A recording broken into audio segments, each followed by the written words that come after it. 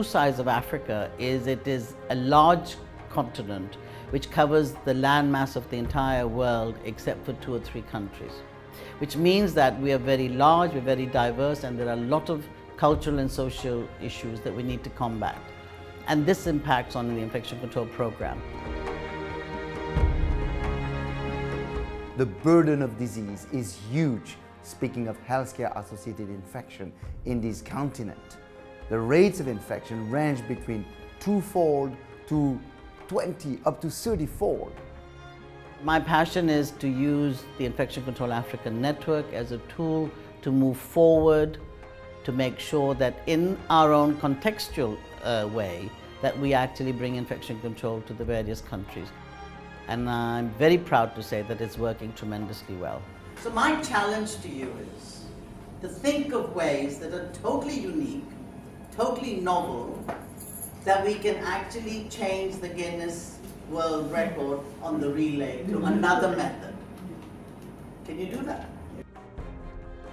We are very excited to have a collaboration with the University of Geneva Hospitals and Professor Pite's team in particular, and the Infection Control Africa network. We're working, we've just had a workshop on the Hand Hygiene Excellence Africa group, which has been very exciting. She answers the phone and starts walking out, stops in the doorway and asks the nurse to remove the antibiotics. Please remove the antibiotics. Because she followed the doctor who had gone to the next patient. However, it was after contact with body fluids. Yes, that was the one. When she had touched the wound. The most important part of it is that we have role play situations.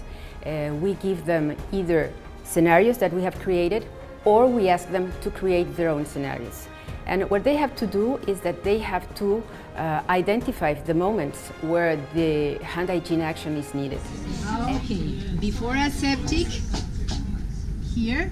So through the simulations, we looked at all the different observations. So this was a very effective way of learning, and it has reinforced the good things that we already know, but also has helped us to undo some of the bad habits we had. Our role is to encourage course participants to make use of the WHO hand hygiene self-assessment framework, which provides them with a situational analysis for them to identify gaps in their systems which drive their action programs for the future. Using, the whole self-assessment tool is another new thing which I have understood and which we are going to introduce across our facilities in Cameroon. One of our roles here was to try to encourage the participants to share their experiences. How did they apply the WHO multimodal strategy in their facilities, both at the hospitals, other healthcare facilities, and also at the national level? The most exciting part has been that what one has been doing over the years, wrongly, without appreciating it, has just been reviewed. That you could do the same thing in a better way and get a very tremendous result.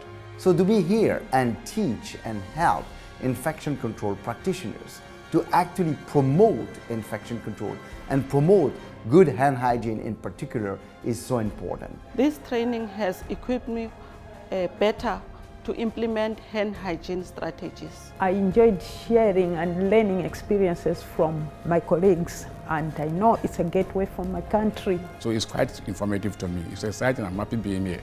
There have been about 37 people attending from all over Africa, 14 countries. This is really a great pleasure for us to be here and teach them and promote hand hygiene, patient safety, and save lives.